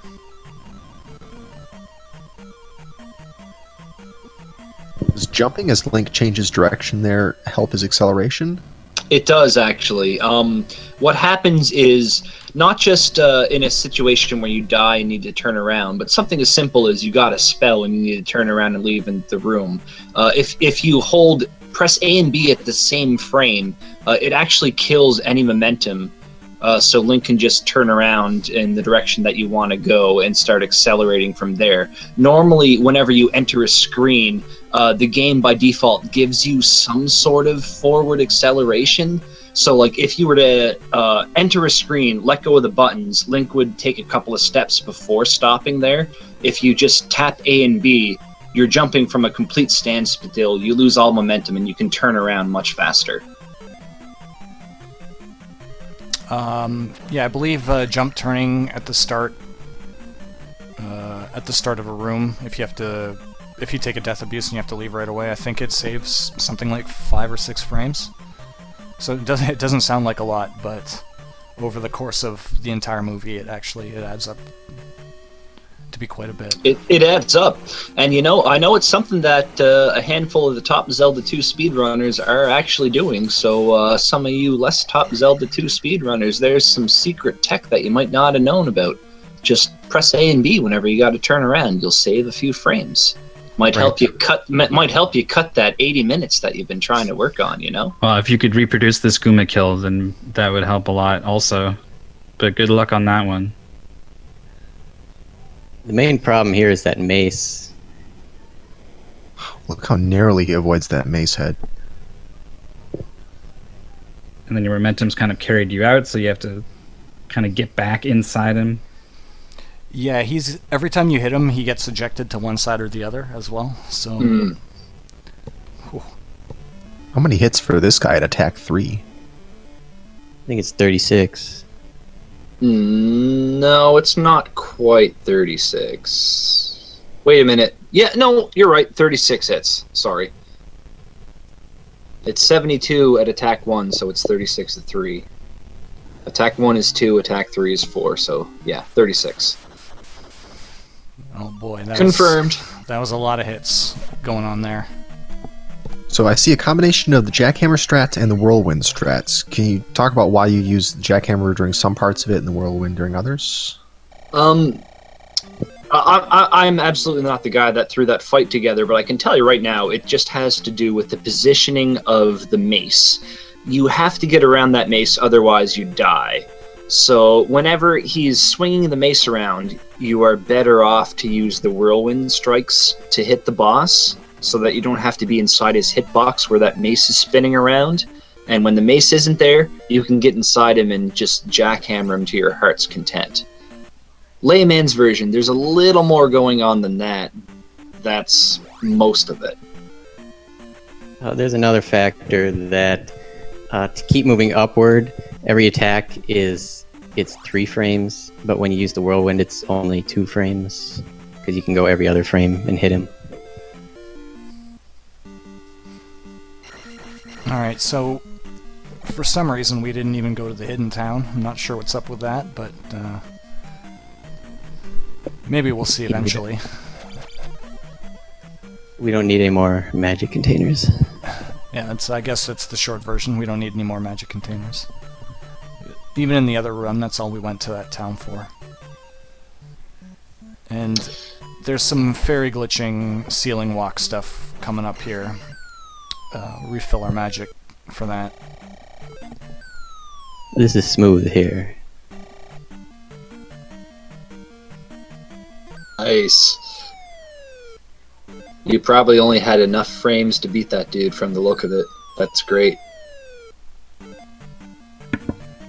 Right, so what happened? If you ferry off the top of the screen while one of the side exits is loaded, the game still uses the side exit, but it thinks you've fallen, so it puts you at the top of the screen. And I can just reload that and show it again. Take a blank save state and make one for Rebo too. So right here, we're up at the top. We cast Fairy off the top of the screen. The game thinks we've fallen off the bottom. It puts this at the top of the next room. Do it once again, and we're able to skip 2 entire rooms.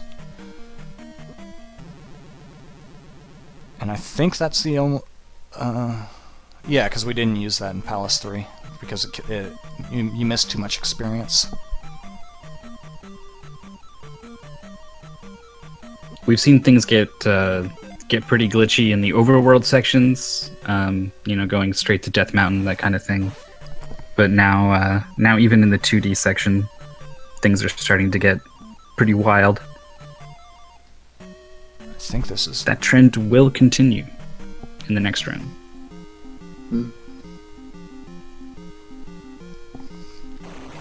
Here's Rebenak.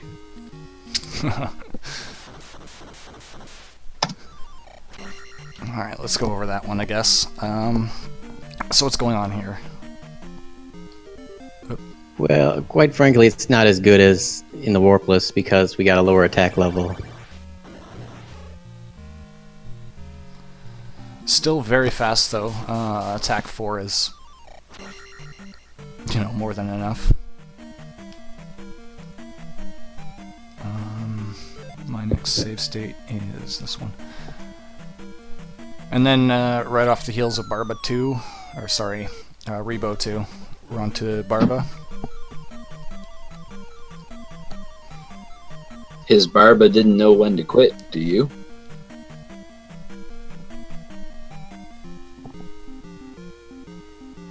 Is this a lower attack than we had last time? It is, right? Yes, I think we had Yes. attack 6 at this point in the other movie. So we're That was 36. Yeah. 36 attacks. Yeah, 36 attacks, no big deal. That only takes, like, I don't know, a little over a second.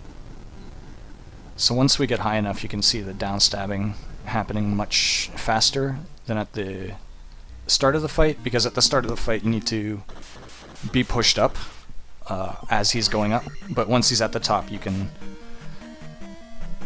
Easy every time, exactly. You can stay sort of at the same height. You don't need to go up or down. That's actually a pretty important point to explain there. Whenever you are downstabbing, you have to hold it for at least 2 frames in order to gain vertical height. If you just hold it for 1 frame, you're damaging the enemy, and then you immediately lose any upward momentum and start falling down. So in a case like that, the first handful of hits have to be at least 2 frames a piece where you're holding down. So you're not stabbing at 30 hertz, but once he's at the top of the screen, you can go to town on him there because you don't need any more height. You're already at the optimal position. Right, and if you start falling down, you can just do 1 2-frame jackhammer, and that'll pop you right back up. Yeah. It only takes 1 for you to start getting that upward momentum there. Even if you're doing 1-frame hits after that, the game is going to check the fact that Link is, you know, actually bouncing up before it just goes, oh, all your horizontal movement's gone, you're falling down.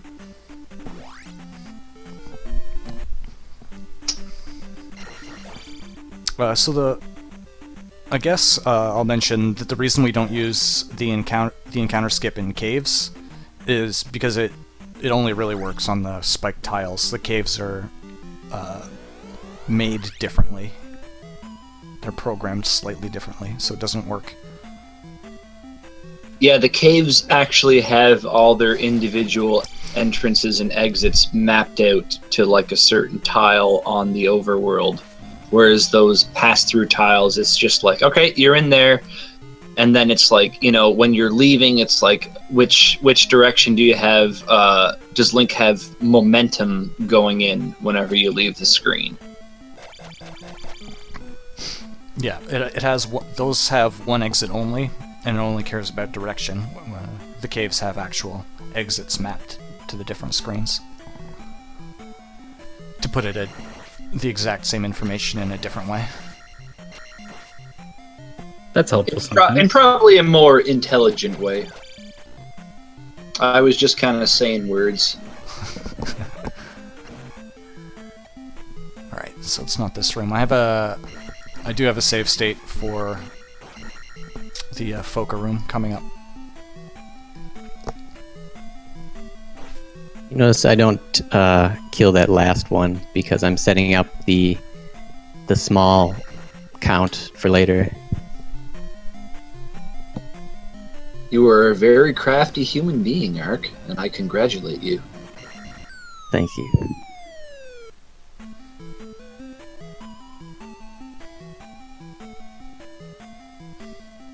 Once again, we're going through this other route through the Great Palace. No, this is the only route through the Great Palace. You're supposed to go over that wall. Yeah, except we have jump this time, so we can see sort of a different... do we see a different, or do we see the same? Oh, well, I don't use jump, but I don't have the sword beam, but that actually doesn't matter.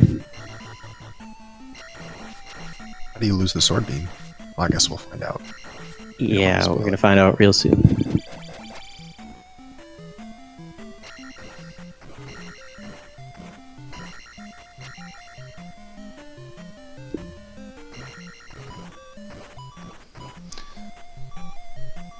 So we took a little damage boost there.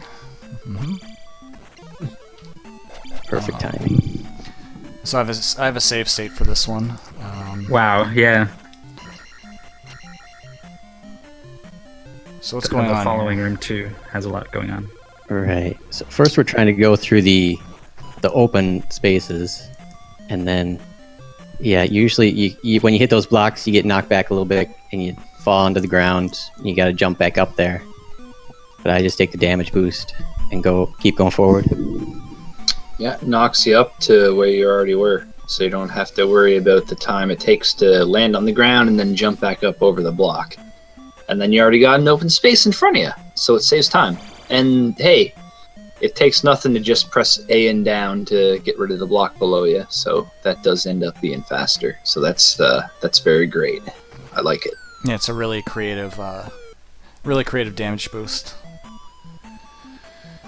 So Did you accomplish that ceiling walk the same way as the other video? What's that? Just mentioning the ceiling walk. Same as in the other video we saw, right?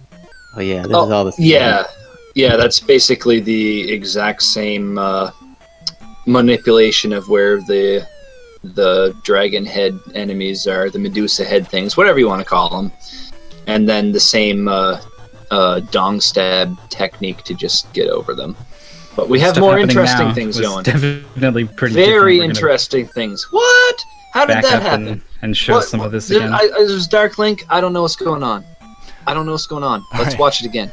all right, so we've skipped Thunderbird. It's the same idea as what you're doing in Palace 6 to skip those two screens, except Thunderbird happens to be in one of those screens that we skipped.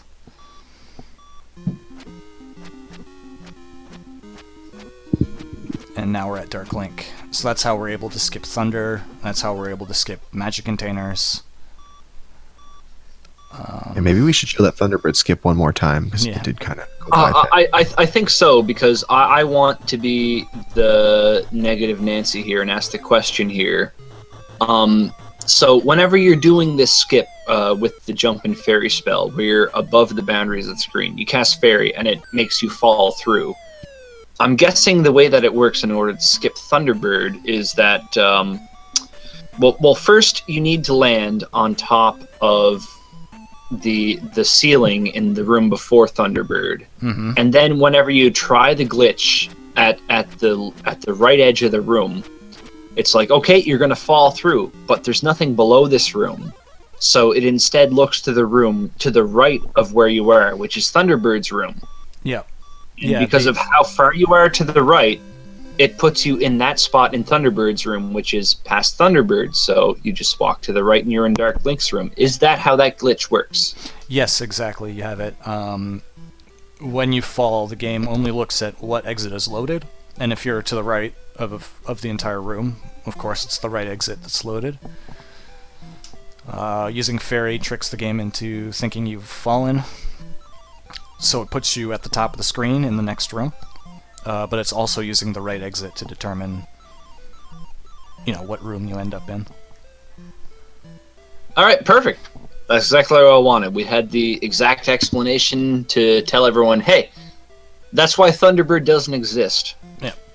I mean, we could have just said, hey, we don't like that guy, so he doesn't exist, but I don't think that's going to satisfy everyone. And so that is the end of the Warps branch. We got one more run. We got one more. One more Zelda 2 run here. I am going to start... It's going to be the be longest pretty Zelda different. 2 of all time, so I hope you guys have the endurance to stick around. Also, I'm lying. It might be less than 6 minutes. Well, the information's up on the screen. For anyone with sharp enough eyes to catch it, this is going to be 5.5 minutes. Things are going to get pretty crazy. There's probably, we talked about some of these glitches in the previous run. But as you can see, the reason we did that is because there's not going to be enough time to talk about them all here, so we'll do our best. Alright, so Whoa. like I mentioned before, pressing left and right breaks Link's speed, so you're able to go fast. That's kind of It breaks more than Link's speed. It looks like it's breaking all of the fabric of reality also. So just like the previous movie, the first thing we do is the healer glitch to get the hammer through the back door. We're also using encounter glitches to skip these encounters. Well, those encounters. What's happening with the screen, the way it's drawing the environment? We're just moving faster than the game is able to draw. The level geometry is fine. Like where things are supposed to be is where they are, but it can't draw. Oh boy, it can't keep up with the drawing, so it looks crazy. And this is kind of what the animated GIF represents. Yeah, all the platforms, all the elevators, enemies, everything, they're in the spot that they're supposed to be, but the game can't represent it at the speed that Link is moving whenever you do the broken controller left and right shenanigans. So it just looks like a garbled mess. But all the proper platforms, all that stuff is there. There's a few exceptions though, because whenever you have to get a spell, I think you actually have to wait for the screen to actually load where the wizard is, if memory serves on this. Yes.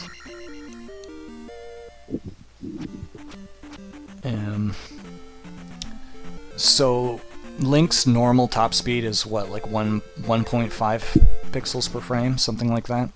And with left and right, you can get up to, I think it's 6. So somewhere in there, we've also done scroll lock, which breaks the left exit. So you're able to warp around sort of willy-nilly. I suspect at one point in time or other, the developers had like doors or something, so they could warp around for testing purposes. Took the doors out, but didn't bother to change the code.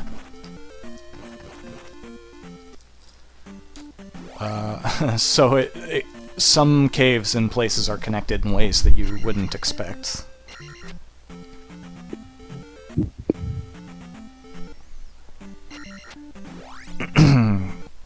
You don't need a raft to get to the other side of the world, for example. Yeah.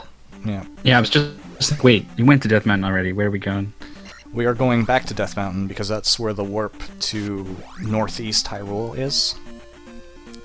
We needed the hammer to get the fairy spell, which we need later, but then we need to return here, conveniently. There's a magic container. And it also warps you here. Maze Island. Aren't those like literal opposite sides of the map? Yes, yeah, they're meant to be, but in memory they're actually in the same bank, because they're only half the size of like a full continent. So they've saved space by putting like 3 world maps. One is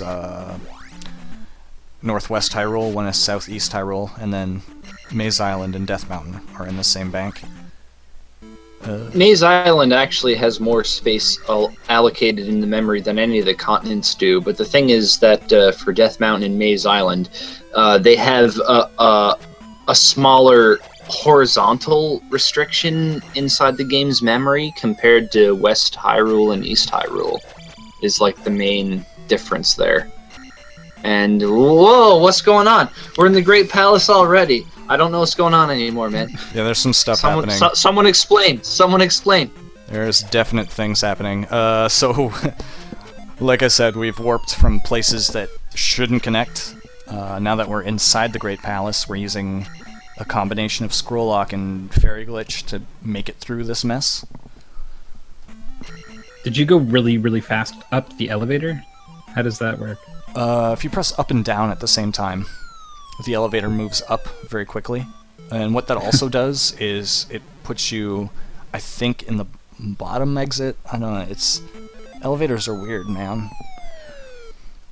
I think it did the same thing if you were as a fairy. If you pressed up and down, it made you move up really quickly too. Is that correct? I can't remember the exact button combination, but yeah, there was some combination of buttons that you can use to zip with fairy, but only up. I think that was Thunderbird's room. Yeah, the nice thing Might have been. The nice thing about left and right is you don't have to worry about the Thunderbird skip. You can just move too fast for him to load. And then, hey, how are you? You only have attack 1. How are you fighting Dark Link so easily? Oh, well, Dark Link doesn't even care about your attack level. Just take 8 hits to defeat him, no matter what your attack level is. But your life level does matter. If you're at life level 1 with only 4 heart containers, don't get hit, you're dead. Interesting. So yeah, Dark Link and I guess Karak are the 2 things in the game that are independent of your attack level. Yeah, exactly. That's correct, Fiesel. I blinked. I missed it. Maybe we should watch that one again Let's watch this one again. Alright. Let me just, play from beginning.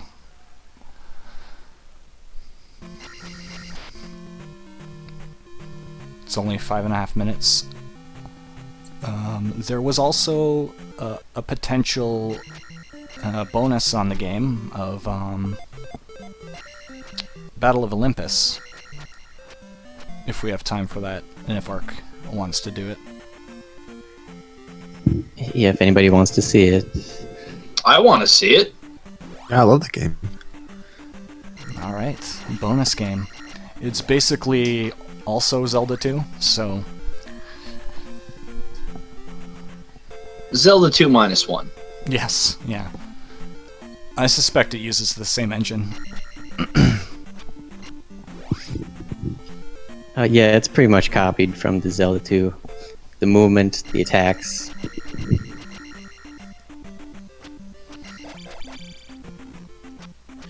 So when you're doing left plus right, what are you doing? It's not just like hitting both of the buttons and holding them. I mean, there's more to it.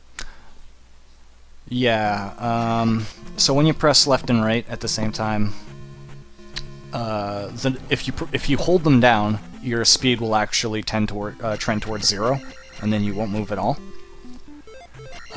So you press it for 2 or 3 frames, depending on which direction you want to go in, and then you use, say you're going right, you use right to make it up to the max speed before it wraps around in the other direction, because that's the thing that happens. And then you either press that direction every second frame to keep your speed up, or you just jump constantly to keep your speed up, and that's over long rooms. That's better for your subpixel position, so that tends to be what happens in this run. You have to go fast. You are required. Wait, did you go through the starting palace for a moment there? Yes. What was that? Right. In that cave, you're using the broken left exit, which tends to be mapped to map 0, because they just haven't put any information there, because, you know, why would they? And map 0 is Eastern Palace, the starting palace. But the game still keeps track of where you are, like what cave you went into. So when you leave, you just go at the normal exit. So it looks weird, but it's... I guess it's basically someone put a palace in front of the cave exit. Yeah, Walk through it to get out. But it's basically, thankfully, working somewhat as intended. Nothing about this is unintended to me. No, I'm pretty sure this is how the developers meant for you to play the game.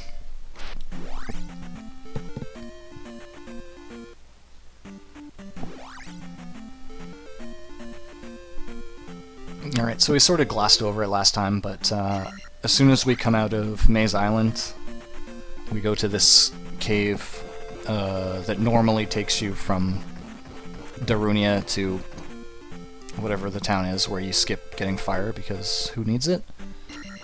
And for some reason, the middle exit is mapped to an area near Palace 6, which is mapped to an area near the Great Palace. So by going in and out the same cave a couple of times, you can just warp around and get to the end. Pretty convenient, gotta say.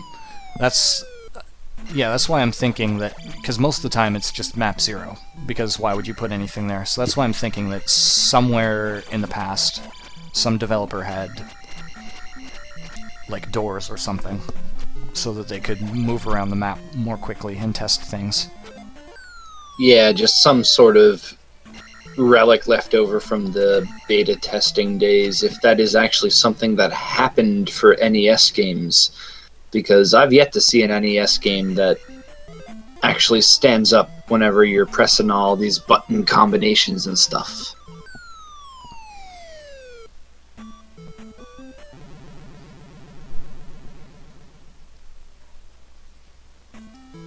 But yeah, I think I can understand that is something that they would have to do if they're trying to, you know, legitimately test how all this stuff is working out. They're going to have all these shortcuts to get around, because let's face it, man, even if the game is less than like 3 hours long, if you're, you know, paid beta tester, you don't want to actually have to play the game, right? Well, I mean, I assume... I don't think they had beta testers back, like, you'd have like 5 guys right, or whatever. But you'd like test to make sure that the flute would work and make Palace 6 appear, for example. So maybe it makes sense that they had a way to get there quickly. So if us 5 guys talking right now were like the 30 years removed beta testers for this game / bug fixers, how would Zelda 2 play nowadays, I wonder? I would leave it as is, because left and right amuses me. Yeah, there's people like to say when they see stuff like that, like, oh, what must the developers think? They're totally breaking their game. And like, the truth is that developers look at stuff like that and they're just kind of floored, but like in a really good way. They're happy that people are so interested in their game, and they care about it enough to play around with it in all these weird ways and show them things that even they didn't know was there. So yeah. So we got a comment in the chat that this is not Zelda 2, and I disagree. This is Zelda 2 Part 2, Pretty much. And I'm sure things at Zelda 2. Well, no. This is Zelda 2, but it's it's the prequel first part of the trilogy leading up to the intro to Zelda 2. Okay. All right. Anyway, I'm gonna start the movie. Take it away, Ark, I guess. Right. The Battle of Olympus. This game was made by only 3 people. And there was a designer, and I think his wife was the story person, and then there was a music guy, and that's it. So the main guy, his name was Horimoto, is behind most of this game. And he basically said that he just ripped off the Zelda 2 engine. And Nice. you can see we have the same left and right glitch, and the movement, it works almost the same, except you don't accelerate to full speed quite as quickly in this game. Well, for us viewers, that's not a bad thing because the background isn't just a garbled mess. You can actually kind of sort of see what's going on. That's a slight improvement over the old super fast glitch Zelda 2 thing that we just watched. It's like, hey man, I can see all these trees, instead of, oh man, I can see all these pixels. Right. Well, I just went through that. I was supposed to have fire and sandals, but I just took damage and decided to go right through that. Decided to skip that boss right there. Yeah, I was gonna say I remember the speedrun being largely about collecting olives for a long time, and Yeah, that. that's about to happen right here. And these aren't easy to get. You don't just kill them. They don't always drop the olives. So this was kind of a nightmare to do because I need 60 olives. 'Cause I need to buy the ocarina later. But there's a limit to how many olives you can get in each area, right? Right, after you get a certain amount, they start becoming more rare, I think. And eventually they stop altogether. So, I'm not an expert on this game by any means, so forgive my ignorance here, but no matter what, you're still going to need to get some olives to get this mythical ocarina that we've been talking about recently. Is that correct? That's right. We need the ocarina to call the dolphin so we can cross the sea. Okay. But it sounds like there's a point where you can't even get olives anymore if you're in the same area. So, I guess you're in a different spot now, going for more olives. So, looks like you're set. You got the 60 olives there. I mean, I don't know what's going on here, but I thought that was pretty fast. I'm okay with that. That was cool. Yeah, now we're on the way to get the ocarina here. Look at this Poseidon guy. Won't just let me have it. Well, he probably should let you have it. Yep. He stole it from that guy in Crystallis. It's another NES game with an ocarina that inexplicably calls dolphins. It's a good thing the dolphin knows how to go that fast, too. Oh yeah. So now, this fight sucks, man. You slide all over the place. And then we got to fight in the dark here. Another boss fight right away. Oh, wow. And we take the intentional death to get back here.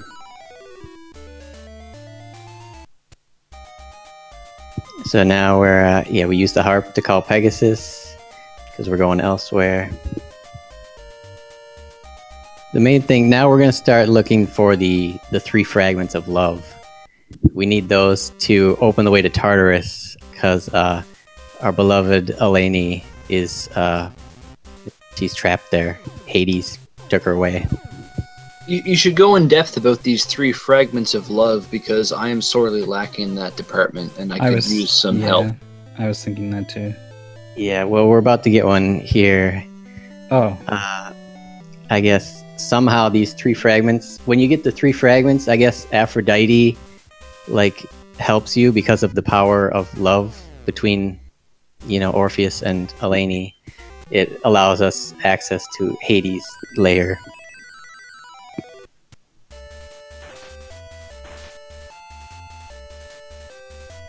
I'm gonna have trouble finding that myself. Was that another intentional death there?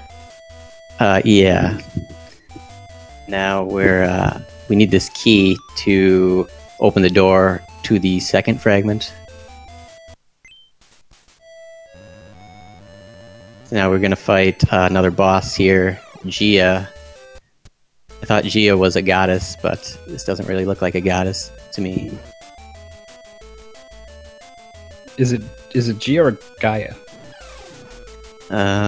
Depends. I say Gia. Well, when you say goddess, you picture something a little more feminine than what we just saw. Not just a Yeah. rock man. Yeah. Alright, so here we've got the second fragment. Another message from our girlfriend here.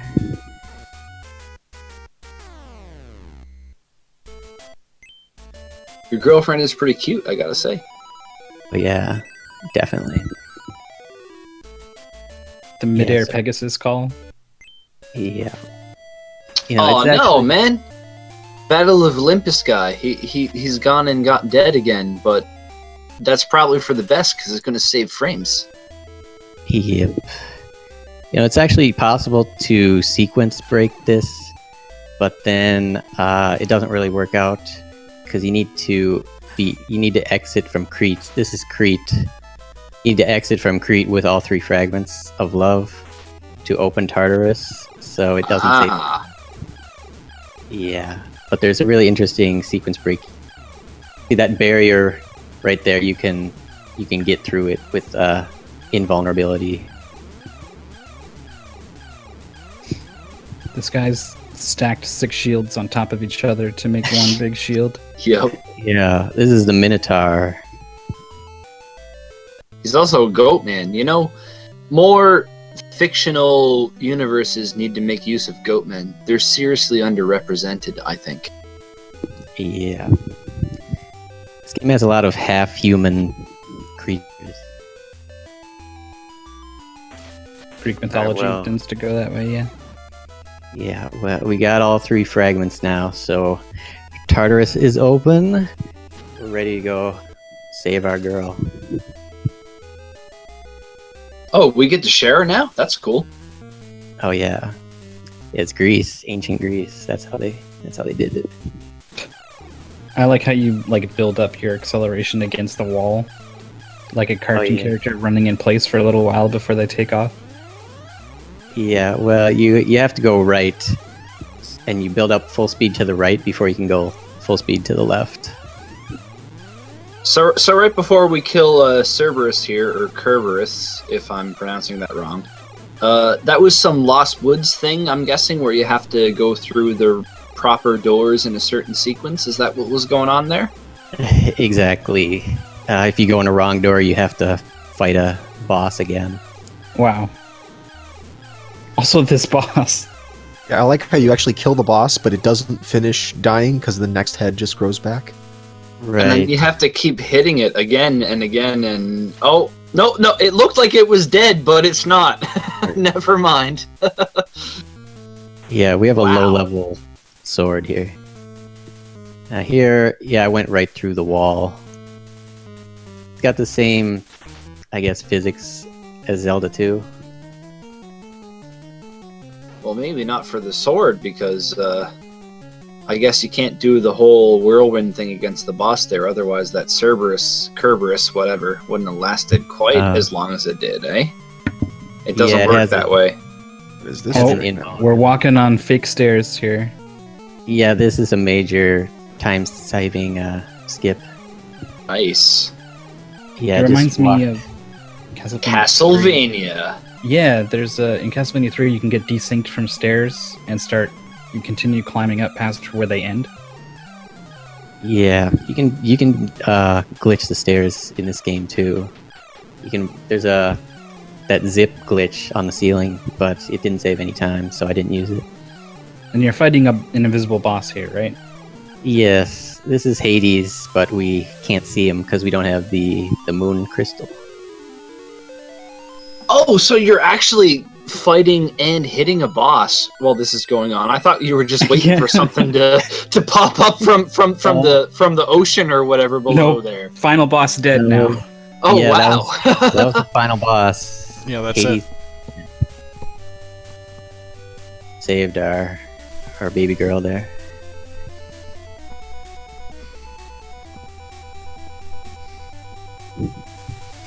Yeah, it's a tough There we boss go. to do without the moon pearl.